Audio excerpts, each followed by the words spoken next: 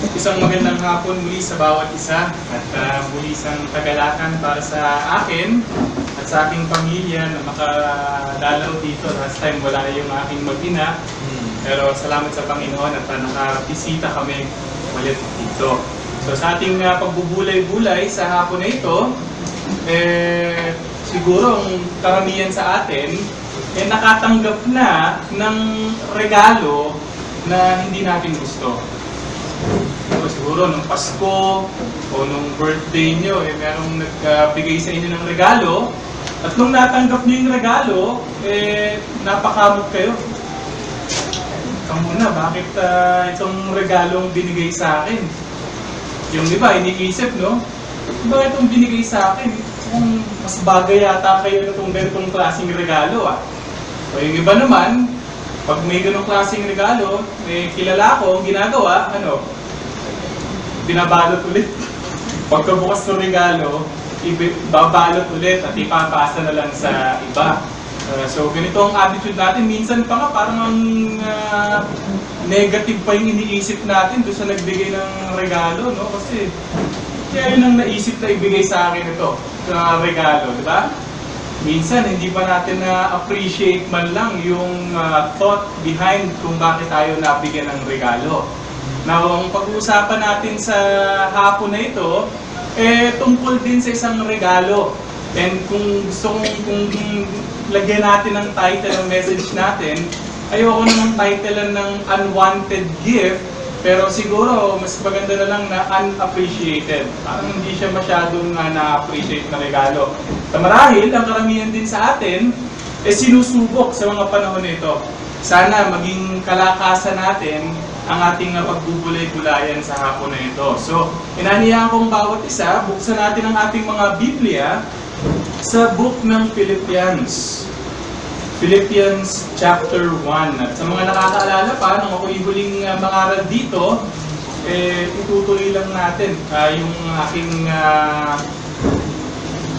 sinimulan. Philippians chapter 1, at ang basahin natin, sama na natin yung konteksto mula verse 27. So kung nandiyan na kayo, Philippians chapter 1, basahin ko po mula verse 27 hanggang verse 30. Ito po ang sabi ng salita ng Panginoon. Only conduct yourselves in a manner worthy of the gospel of Christ, so that whether I come and see you or remain absent, I will hear of you that you are standing firm in one spirit and with one mind, striving together for the faith of the gospel, in no way alarmed by your opponents, which is a sign of destruction for them, but of salvation for you, and that too from God. Verse 29, For to you it has been granted for Christ's sake, not only to believe in Him, but also to suffer for His sake, experiencing the same conflict which you saw in me, and now here to be in me. So, ito po ang ating pagbubulay-bulayan sa hapon ito, verse 29 hanggang verse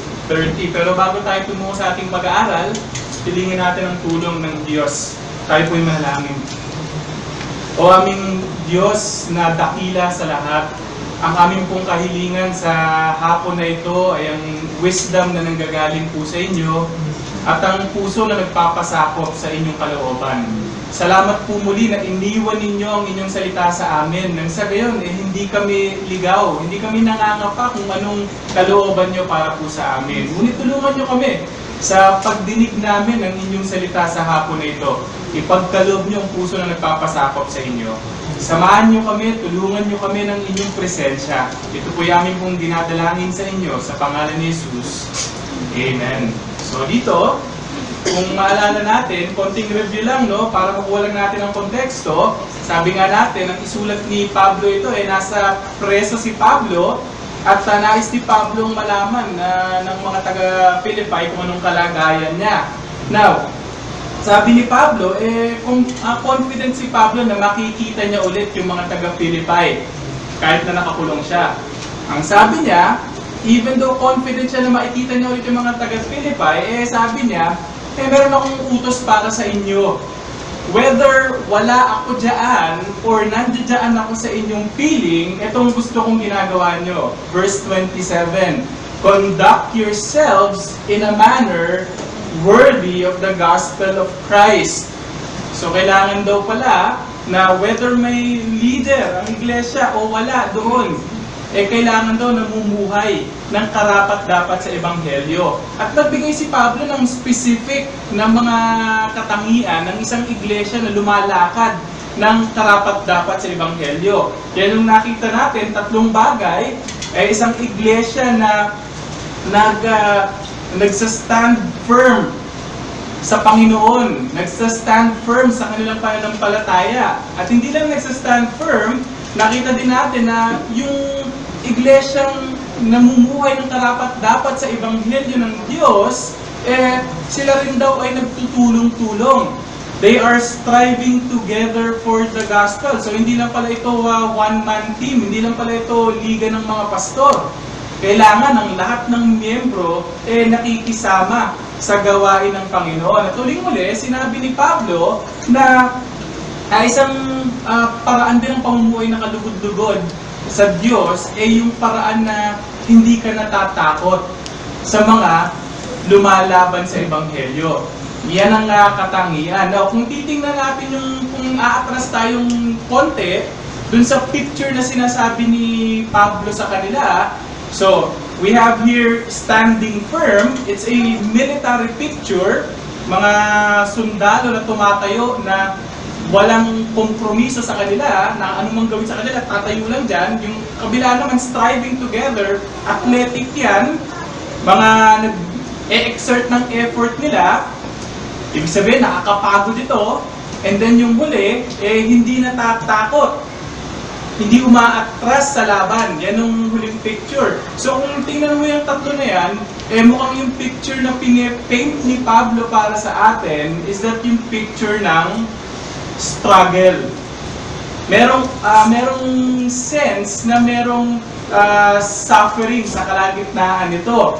And there are those who fight against the gospel, who go against the gospel, and the church is called to live in a manner that's worthy of the gospel sa gitna ng struggle na yun. So, bagamat merong struggle, totoo na merong struggle, ang panawagan sa church, hindi mag-quit. Hindi magmukmuk sa isang tabi.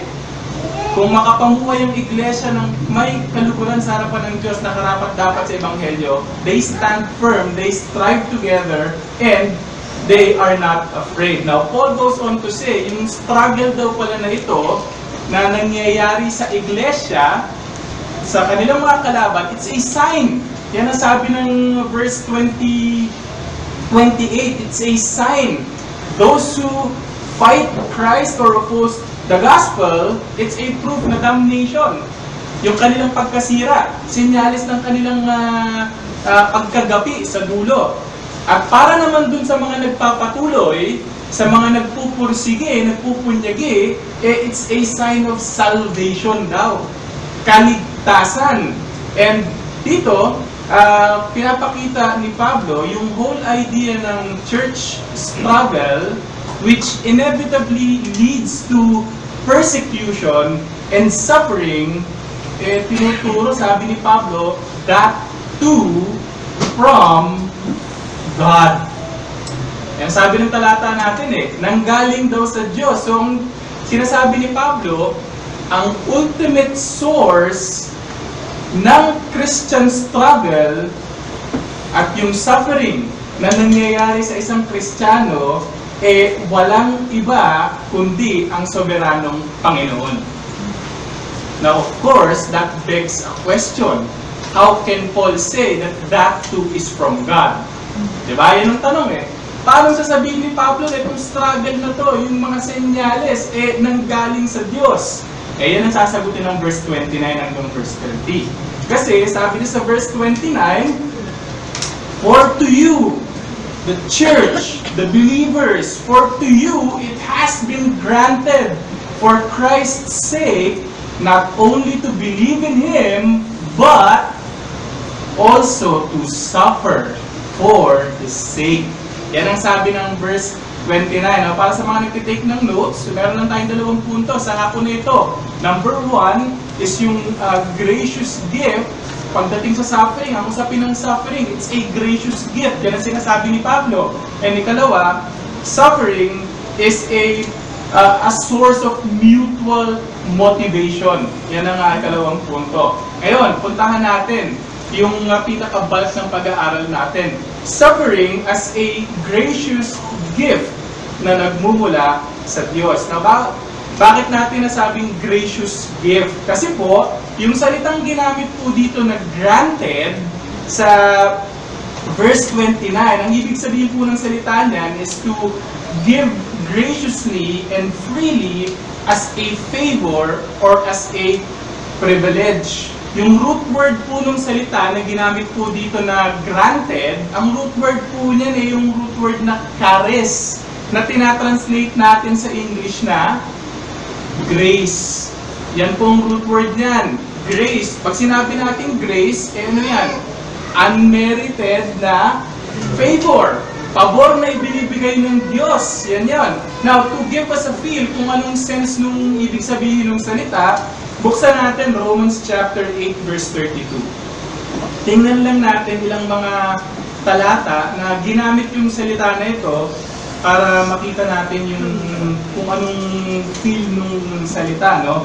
Romans chapter 8 verse 32, ito pong sabi ni Pablo sa mga taga-Roma, He who did not spare His own Son, but delivered Him over for us all, how will He not also with Him freely give us all things? Now, yung word na freely give us, yan yung same word na ginamit dun sa Philippians, granted. So dito, sa Romans chapter 8 verse 32, sinasabi sa atin ng Panginoon na ang Diyos Ama, hindi niya in-spare ang kanyang anak na walang iba kundi si Jesus, ngunit ibinigay niya ang kanyang bugtong na anak para saan? Para sa ating kaligtasan. So ngayon, ang tanong ni Pablo, logically para sa atin, kung ang Diyos Ama, willing siyang ibigay ang kanyang bugtong na anak para sa ating ultimate good, which is yung salvation natin, how much more can God help us sa ibang mga bagay? Kung kayang ibigay ng Diyos yung ultimate need natin, willing siyang ibigay si Jesus para doon, paano pa yung iba nating mga needs na mas mababa pa sa kaligtasan? And sinabi dito ng Panginoon that how can He not freely give us? Free. Pabor.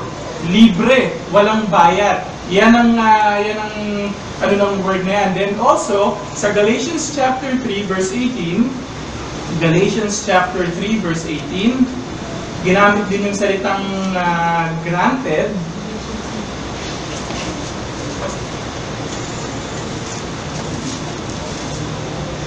Sabi ng Galatians chapter 3 verse 18, For if the inheritance is based on law, it is no longer based on a promise, but God has granted it to Abraham by means of a promise.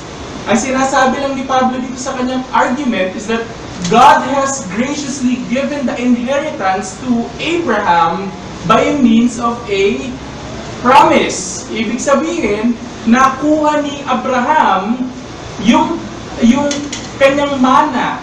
Hindi sa pamamagitan ng pagano.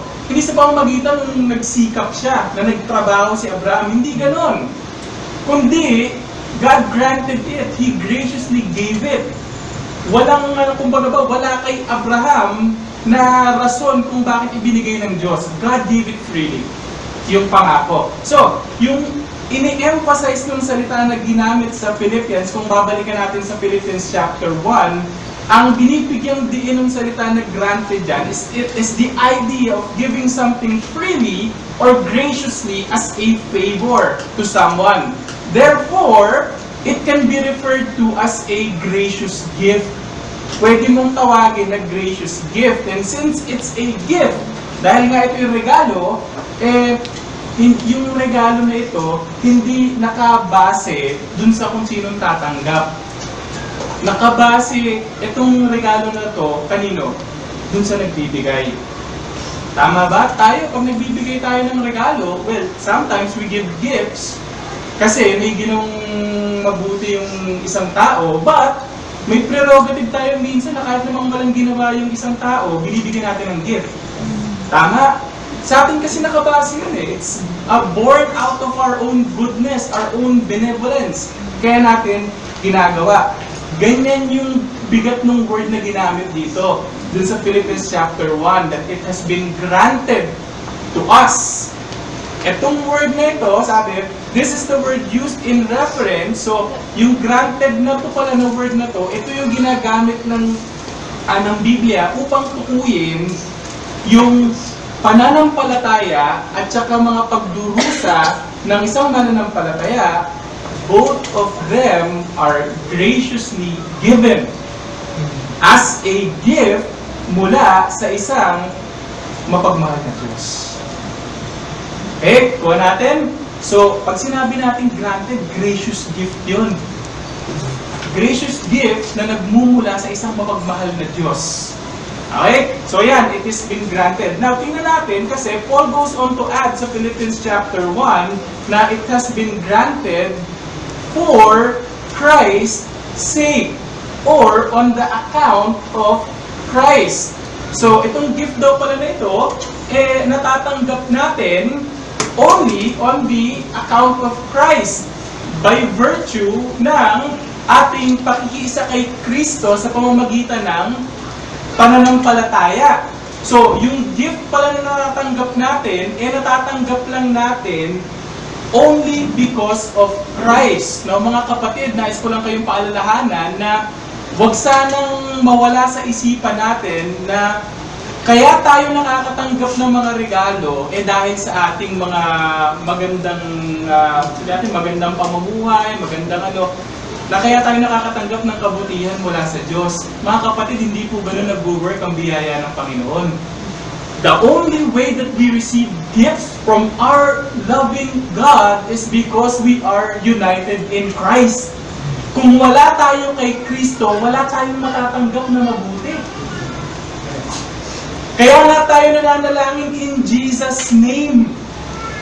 Kasi we acknowledge that we receive gifts dahil kay Kristo. So, all gifts come through Christ, and the gifts are not just given para sa ikabubuti natin ng mga tumatanggap, but it also is given para sa ikaluluwalhati ni Kristo. So, yun ang dinagdalahan. So, it's a gracious gift given on the account of Christ.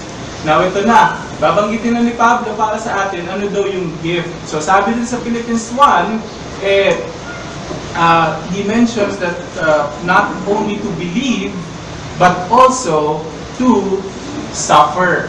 Now, itong realidad na ito, na wow, gracious gift pala ng Diyos para sa mga mananampalataya ang magdusa.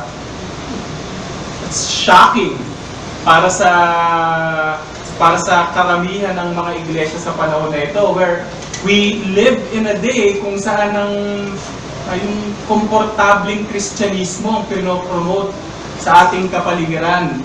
Christ is presented as the means, yung paraan para ma-alleviate, para matanggal lahat ng mga hindi magagandang bagay sa buhay natin. May mga panawagan na pumunta ka kay Kristo, mawawala ang problema mo, mawawala ang sakit mo, mawawala ang kahirapan mo. Self-pleasure is exalted, and Christ is presented as a key to prosperity sa panahon natin.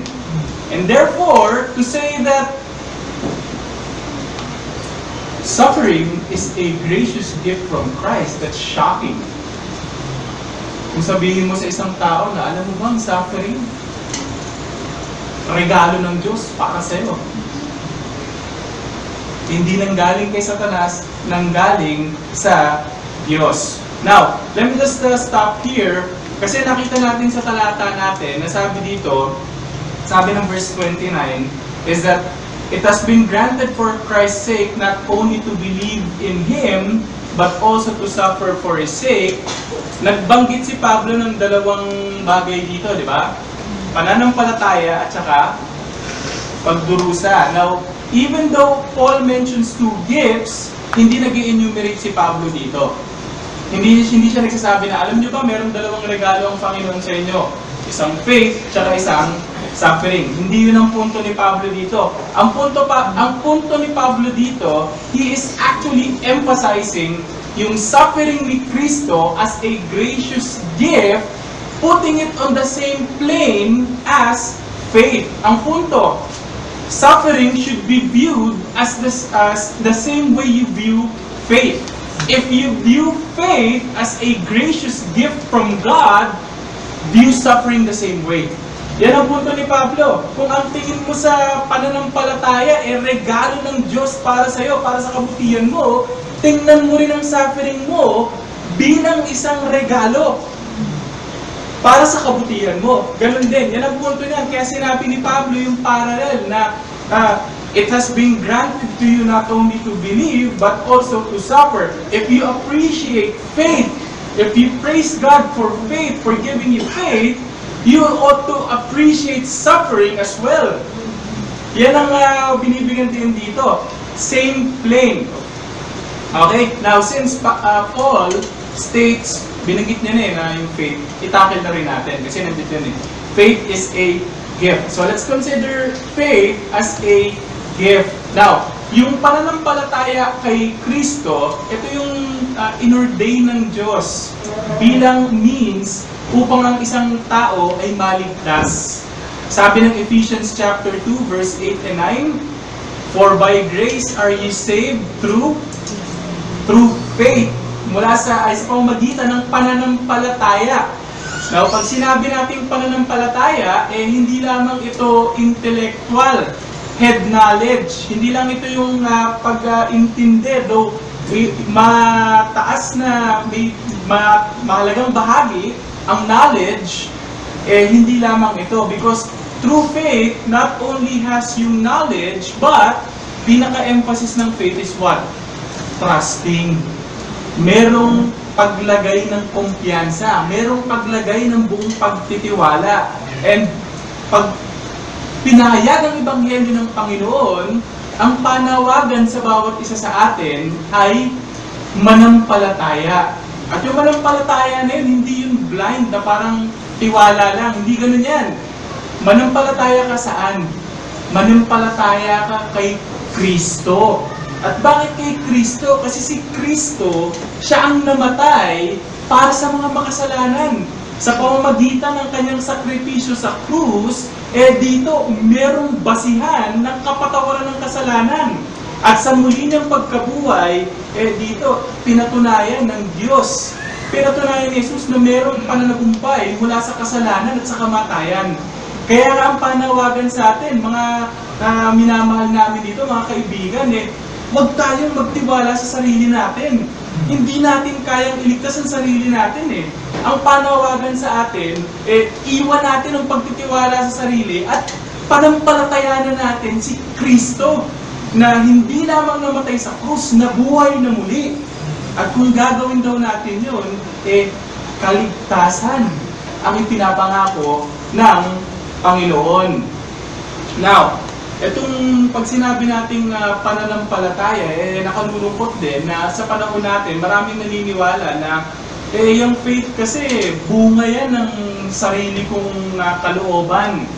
Maraming naniniwala na sa tao nanggaling ang pananampalataya. Now, totoo naman na yung faith, pag pinag-uusapan sa salita ng Diyos, it is acknowledged na human responsibility.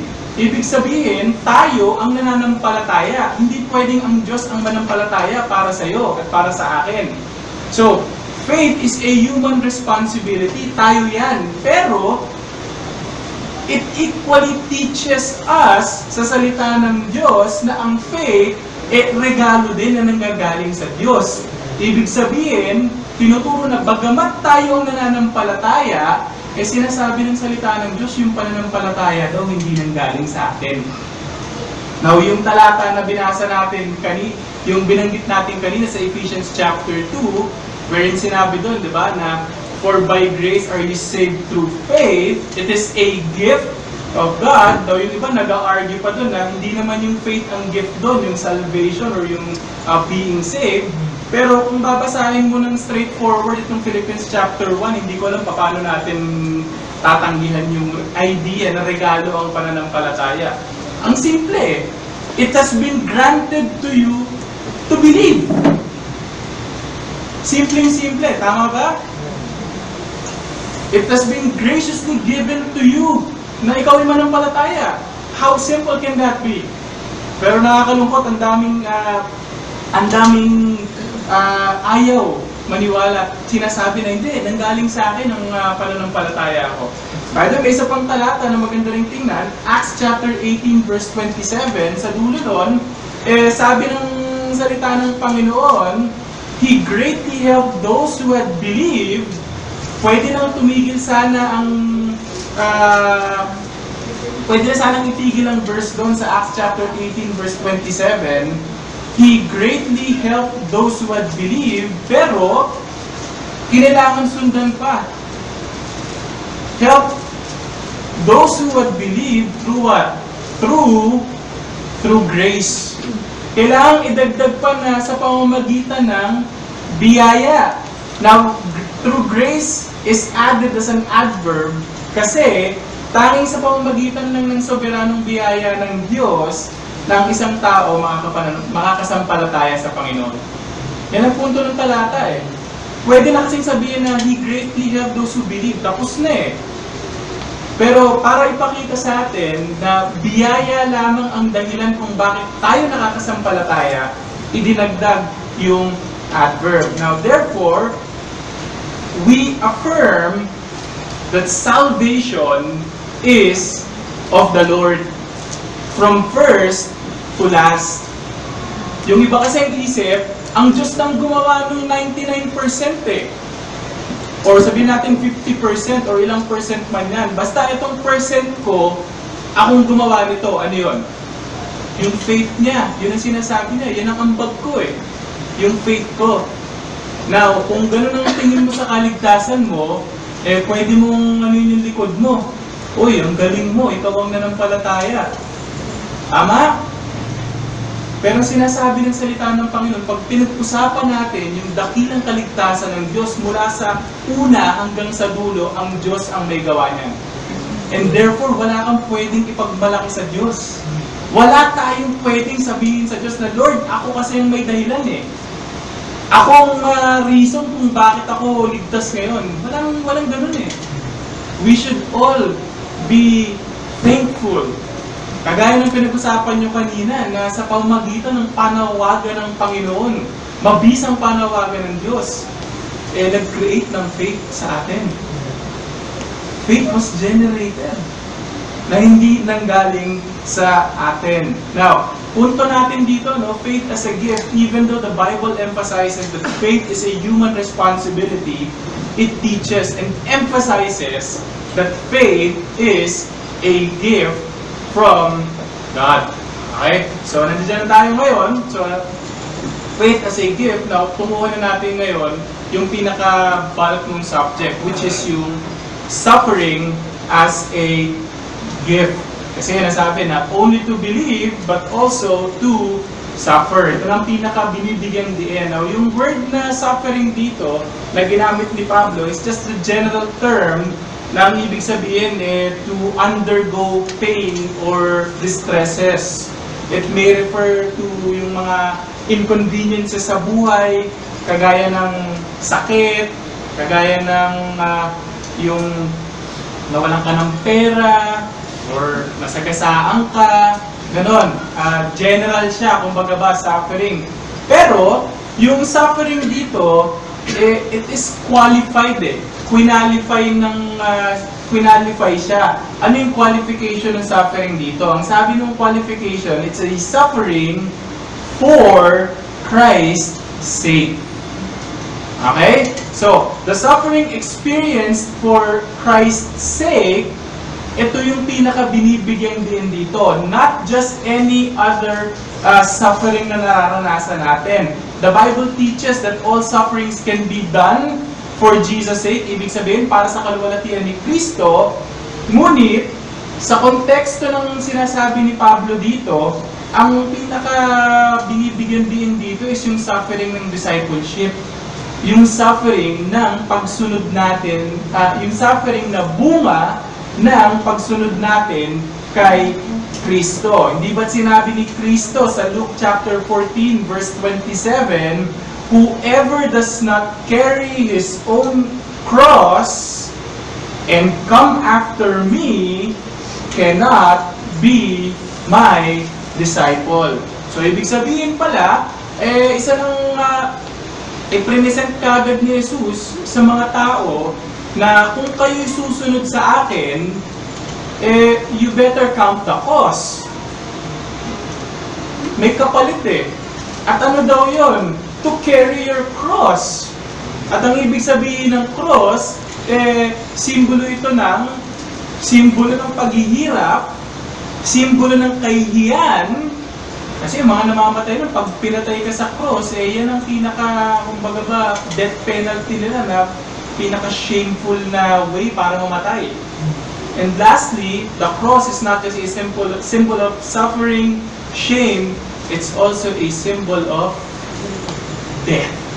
Kamatayan. Yan. So, pinipresent ni Jesus, kung gusto mong sumunod sa akin, are you ready to suffer or even die para sa pangalan ko? Yan ang binibigyan din dito. Now, evident ito, kasi yung subject na sinasabi ni Pablo dito, nakita natin kanina, no? So, ini-encourage ni Pablo yung mga mananampalataya sa Philippi. Hey, stand fast, strive together, don't be afraid. Yan ang encouragement sa kanila. Sa gitna ng struggle ng church at saka dun sa lumalaban sa church. And yung verse 30 din, sabi doon, you are experiencing the same conflict which you saw in me and now here to be in me. Yan ang So, ang punto natin dito, yung suffering na sinasabi ng passage na ito is not just any other suffering. And by the way, we also suffer as a consequence ng mga kasalanan natin, hindi po ba? Minsan nagkakasala tayo, sa pagkakasala natin, nakaka-experience tayo ng suffering. Hindi po yan kasama dito sa tinutukoy ni Pablo na regalo ng Diyos. Okay? So, sana malinaw sa atin na pag sinabi dito na suffering is a gift of God, yung suffering na tinutukoy dito is yung suffering na para sa pagsunod. Bunga ng pagsunod kay Jesus. And in connection to it as a gift, it teaches that those who have received the gift of faith also receive suffering for Christ as a gift. So, ganito lang yan Kung ang faith natin regalo ng Diyos, sabi daw ng is hand in hand yung suffering. Kung ba package deal, bundle. Pag nakatanggap ka ng faith, makakatanggap ka rin ng suffering. Where there is true faith, there is suffering. At kung walang faith, walang suffering. Yan ang dito. If there's faith in Christ, surely there will be suffering for Christ.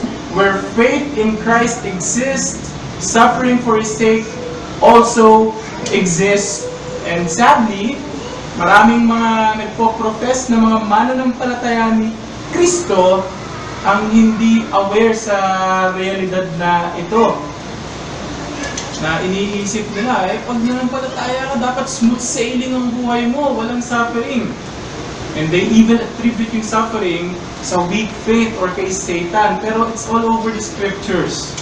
John chapter 15 verse 18 to 20, the world hated me, sabi ni Kristo, they will hate you. They persecuted me, they will persecute you.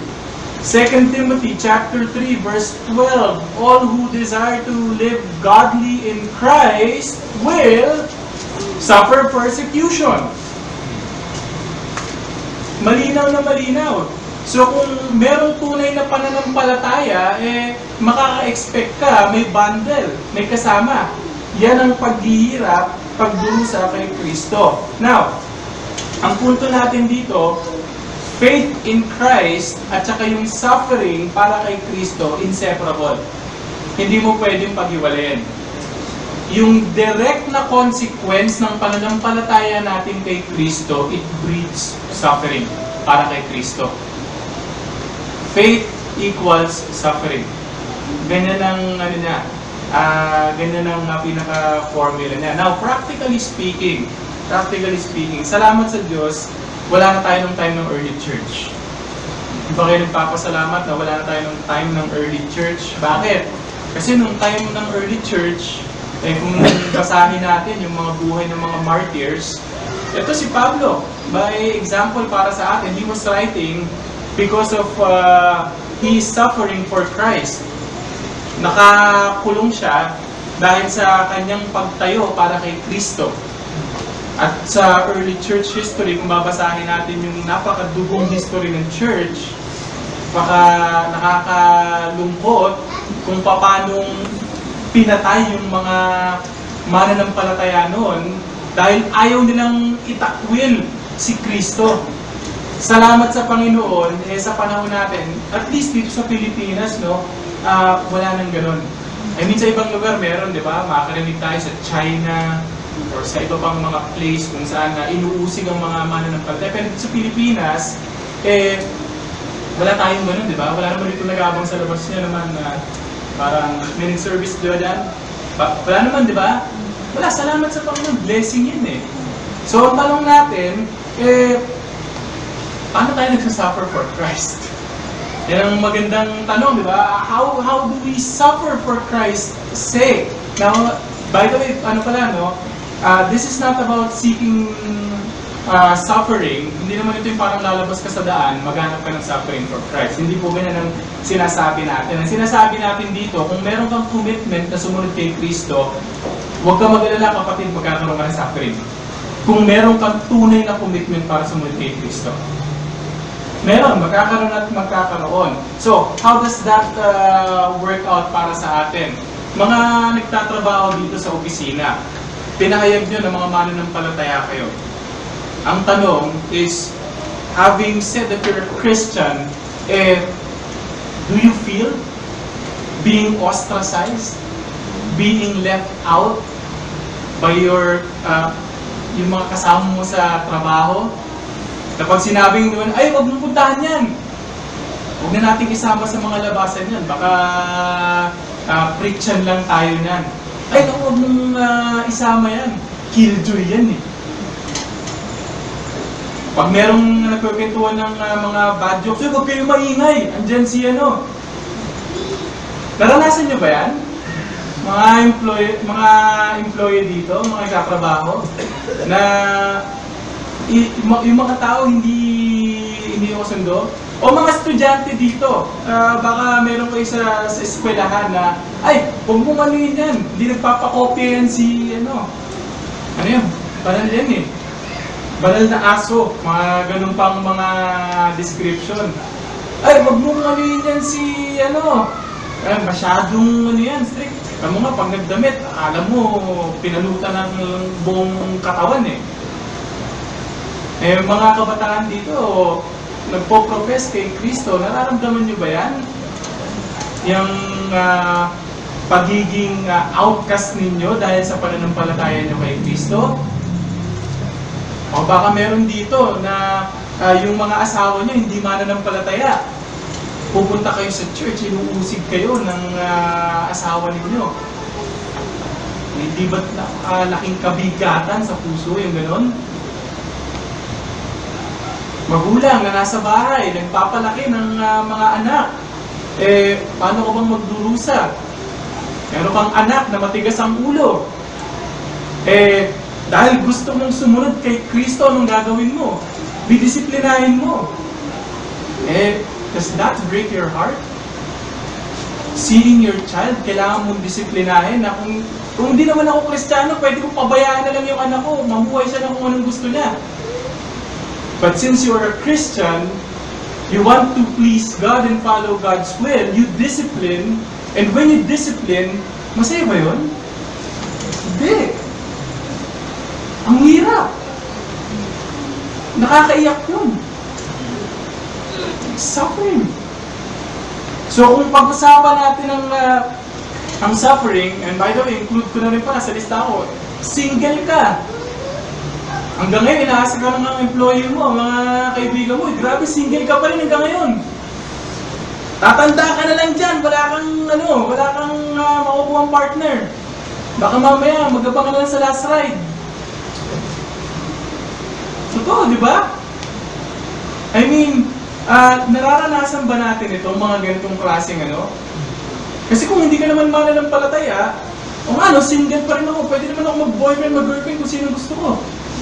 But since you're a Christian, you want to follow Christ, hindi ka nagpapa-pressure sa mga kasama mo sa opisina.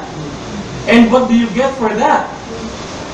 Nakakantsawan ka, tatanda kang dalaga, tatanda kang binata. Masaya yun? Hindi. Mahirap. And that is suffering for us sa panahon natin. Kung isipin natin yung suffering na yun, parang ang lungkot talaga isipin nun, makapaiyak pa tayo minsan. Pero siguro mas pipiliin nyo na yun kaysa yung merong tumutusok sa inyo di ba? But what I'm saying is this, if we think of suffering for Christ, ang gusto kong tandaan natin lahat is this. If we commit ourselves in following God's will, darating at darating yung suffering na yun. Darating at darating. At ang sabi ng salita ng Panginoon, that suffering na dumating, regalo. Regalo daw eh. So ngayon, ang tanong natin, paano natin sasabihin regalo? Regalo ba yun? Grabe, outcast ako sa opisina dahil sa regalo ba yun? Sa school, grabing mga kaklase ko, talagang kantsaw sa akin. Regalo ba yun? So, I just want to give at least 6 things that makes us suffering as a gracious gift para sa atin. I'll mention them very quickly. Number 1, suffering is a gift because it brings us nearer to Christ as we have fellowship in His suffering. It's a gift. Bakit? Kasi napapalapit tayo kay Kristo. We identify with His suffering. We share with His suffering. Ito yung desire ni Pablo, kung maalala nyo, sa Philippians chapter 3, verses 10 to 11, sabi ni Pablo doon that I may know Him and the power of His resurrection and the fellowship of His suffering. Being conformed to His death. Yan ang desire ni Pablo, ang maka-identify sa paghihirap ng Panginoon. Acts chapter 5 verse 41, the disciples were beaten dahil sa kanilang pagtayo kay Kristo. Ngunit anong ginawa nila? Nagmukmuk sa tabi? Hindi. Sabi ng Acts chapter 5:41, they rejoiced because they were counted worthy to suffer for Christ's sake, to be able to identify with Christ's suffering. Na in a sense, kapag nagsasuffer tayo pa kay Kristo, nararamdaman natin yung suffering na dinanas ng ating Panginoong Hesus. Though we will never truly experience yung suffering ng Panginoon, kasi ang Panginoon, He suffered what? The wrath of God. Hindi natin ma-experience yun. Salamat sa Diyos. But in a sense, we are drawn closer to Christ when we suffer for Him. Not only that, so yun ang number 1, it draws us nearer to Christ as we have fellowship in His suffering. Number 2, it is also an opportunity for God to show His grace in our lives. 2 Corinthians chapter 12, so tingnan natin, 2 Corinthians chapter 12, Ito sabi ni Pablo, 2 Corinthians chapter 12, verses 9 and 10. And he said to me, kay Pablo, my grace is sufficient for you, for power is perfected in weakness. Most gladly, therefore, I will rather boast about my weaknesses, so that the power of Christ may dwell in me.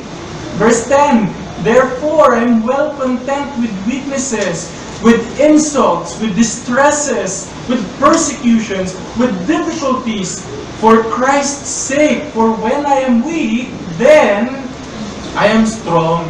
So pag nagsasuffer pala tayo, ito pala yung pagkakataon kung saan na ipapakita ng ating mabiyayang Diyos ang kanyang tulong para sa atin. Kasi kung walang suffering, na-experience ba natin yun? Diba? Mas highlighted. Okay, so, yan. It gives an opportunity to show God's grace. Number 3, suffering also gives us the assurance of our salvation. So, it's sabi ng Romans chapter 5, verse 3 to 4, kapag nag-undergo tayo ng suffering, ang pinoproduce daw nito is what? It produces hope. Yan ang natin, ang lalo pang ang pag-asa natin. Kapag nagdurusa tayo, lalo tayong napapaling na, yes, mayroong pag-asa para sa atin. So, yung assurance ng salvation na ibibigay sa atin kapag nag-undergo tayo ng suffering.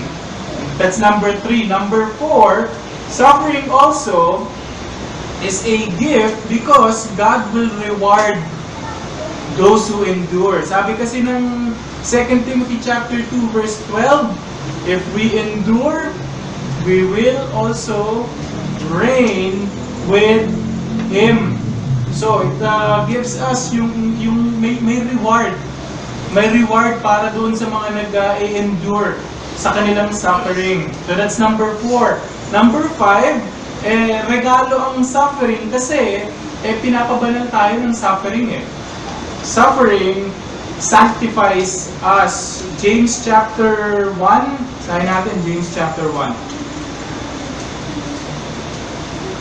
James chapter 1 verse 2 to 4, sabi doon, consider it all joy, my brethren, when you encounter various trials, knowing that the testing of your faith produces endurance, and let endurance have its perfect result, so that you may be perfect and complete, lacking in nothing. So, pag nag-undergo pala tayo ng mga pagdurusa, ito palang paraan na ginagamit ng Diyos para tayo lumago sa ating buhay sa pananampalataya. Kasi without suffering, I doubt na na mas lumago tayo. Let's say, pagdating sa biyaya ng patience, saan lang ba natetest yan? Yung patience. Kapag may nagpo-provoke sa'yo, dyan lang yan. Dyan lang na natetest yan. So, we grow in the graces kapag nasa ilalim tayo ng suffering. And last na gusto kong ibigay na reason kung bakit gift ng suffering, kasi it's also a means of salvation to the lost. God can use our suffering, your suffering, para iligtas sa mga makasalanang nakapalibot sa inyo. Pwedeng gamitin ng Panginoon. Ganyan ang ginawa ng Panginoon kay Pablo . Sa kanyang pagdurusa sa kulungan, sa halip na mapigilan ang Ebanghelyo, lalo pang kumalat ang Ebanghelyo at mas marami pang naligtas. Hindi mangyayari yun kung hindi nakulong si Pablo. Yan ang realidad dyan. So maaari na yung pagdurusa natin ngayon, pwedeng gamitin ng Panginoon para sa ikaliligtas ng mga mahal natin sa buhay. That they will see your testimony as you stand for Christ. Bakit ba ito si kahit na anong gawin na maungot niya sa kanya, sa pagtayo niya kay Kristo pa rin siya. Ano bang meron kay Kristo? God can use it for the salvation ng mga mahal natin sa buhay. And so, it is a gift. So, ito lang yung naibigay ko sa inyo. So, I hope na masabi natin na, yes, suffering is indeed a gracious gift from a loving God. And kagaya ng binanggit ko, no one wants to suffer, we don't want to look for it, but having known the blessings that come from suffering, sana ma-appreciate natin yung suffering bilang isang regalo. Regalo na nagmumula sa isang mabuting Ama. Ang punto natin, suffering for Jesus' sake is God's gracious gift to believers. Regalo yan para sa mga mananampalataya. Now, very quickly, so yan yung una nating punto, very quickly, suffering as a source of mutual motivation. Kasi sabi ni Pablo, dun sa verse 30, kung babalikan nyo, Philippians chapter 1 verse 30, experiencing the same conflict which you saw in me, and now here to be in me. So here, Paul tells yung mga taga-Philippi na both of them are in a common ground. Same conflict. Yung conflict pala na ginamit dito, yung word na to, ibig sabihin yan, intense struggle. Yung original dito kinuha yung word na ginagamit natin today na agony. Yan, kung saan natin nakuha yung word na agony, yan ang ginamit na word dyan, yung conflict. So, sinasabi ni Pablo, yung kalagayan ng mga mananampalataya sa Philippi, at kalagayan niya, it's just the same thing. We're fighting the same fight, we're fighting the same enemy, and we're fighting for the same cause, para sa ibang helyo. And what they are experiencing now is what they are seeing in, what they saw in Paul, nung nagsisimula si Pablo, kasi nakita nila kung paano nagsimula si Pablo sa Philippi. Sa pagmiministeryo niya doon, anong ginawa sa kanila ni Paul and Silas? Nilagay sila sa kulungan. Ama, sa halip na bigyan ng reward, inilagay sila sa pilitan. Sinasabi ni Pablo, nakita niyo yan at nababalitaan niyo ngayon. Sabi nga kasi alam nila na nasa pilitan si Pablo. So, sinasabi ni Pablo dito, they may not be suffering with the same degree as Paul is suffering, but they are suffering sa parehas na reason. Para sa ibang helyo. And what is the comfort there? Ano bang comfort doon para sa mga mananampalataya doon? He's saying to them na sa gitna ng suffering nila, hindi sila nag-iisa. Hindi sila nag-iisa. Baka kasi iniisip natin na kapag nagsasuffer tayo, parang tayo lang naman eh. Hindi. Ang bawat isa na tumatayo para kay Kristo nagsasuffer. Hindi naman natin sinasabi, ay ayos, nagsasuffer din para si ano. Hindi ganoon.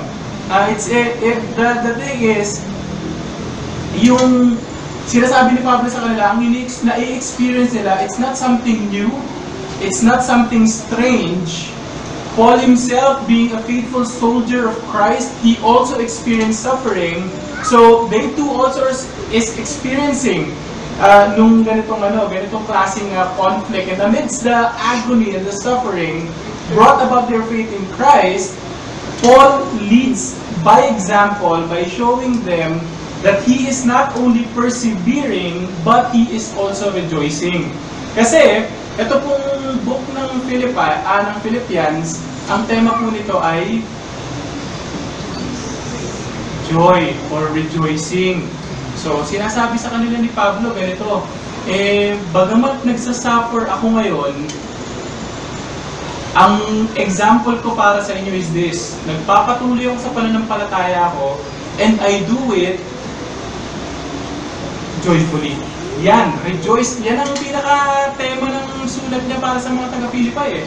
Mag-rejoice kayo always. And so, sinasabi ni Pablo dito, ang encouragement para sa mga tao ng Diyos na nagsasuffer dahil sa pangalan ni Kristo is that you can persevere and do it joyfully. So, believers can comfort each other. Ibig sabihin, pwedeng gamitin na yung tayo. Ikaw, nag-undergo ka ng suffering. May kapatid ka nagsasuffer din. You can comfort each other. by encouraging them to continue and to continue joyfully. Kasi discouragement ka eh. As a practical application, it's a discouragement kung ikaw, pinapakita mo, nagsasuffer ka, tapos ang itsura mo lagi, nakasimangot ka, nakalubok ka. It's not something good para sa mga kapatiran. Dapat ginagamit natin yung suffering natin as a tulong, mutual motivation. So, in conclusion, Paul wanted them to realize that sa struggle ng Christian life, suffering is a gracious gift for the good of his people. Christians should view suffering in faith as a blessing, a gift coming from a very good and benevolent Savior. Practical application. Questions lang ito. Christians, question. We're suffering for Christ. Ang tanong sa atin, are we grumbling or are we rejoicing? Sa mga pagdurusa natin. Another question. Do you consider it as a burden sa suffer ka or a privilege? Another question, are you giving up or are you persevering? Nagpapatuloy ba tayo? And last question, Christian, are you discouraged? Or are you hopeful? Sana hopeful tayo, no? Kasi sabi ng 2 Corinthians chapter 4, verse 16 to 18, yung light afflictions daw natin, light affliction, light na nga yun, pero sinabi din, but a moment. Panaglitan lang daw eh. Bakit kaya ganun ang view ni Pablo? Kasi daw, hindi mo daw maikumpara saan? Sa eternal blessing na paparating. Hindi daw maikumpara eh. So sana mga Kristiyano dito, no, hindi tayo discouraged sa mga suffering natin. But very hopeful that one day, God will grant us yung kanyang yung consummation ng pangako, eternal glory. Now, question naman para sa mga friends natin dito, no? Opposition to Christ and His Gospel, gaya ng pagpapaalala ko last time, is a sign of damnation. So baka sabihin niyo, hindi naman ako lumalaban sa Ebanghelyo eh, okay lang naman sa akin eh. There's just two things pagdating sa Ebanghelyo. It's either you believe it or you don't.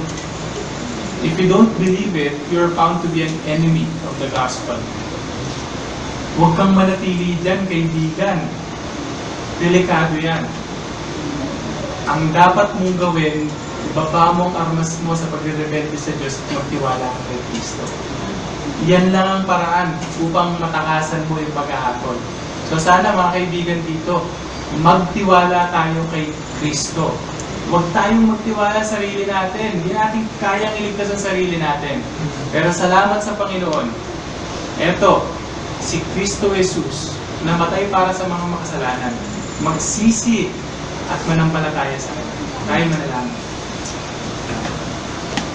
Salamat po muli aming Diyos sa inyong kabutihan sa amin, sa inyong salita na iniwan. Dalangin namin na sana po itanim niyo sa puso namin ang mga natutunan namin at mai-apply namin sa buhay namin. Magresulta sa isang buhay na kalugod-lugod sa inyong harapan. Bayaming samot piling sa ngalan ni Jesus.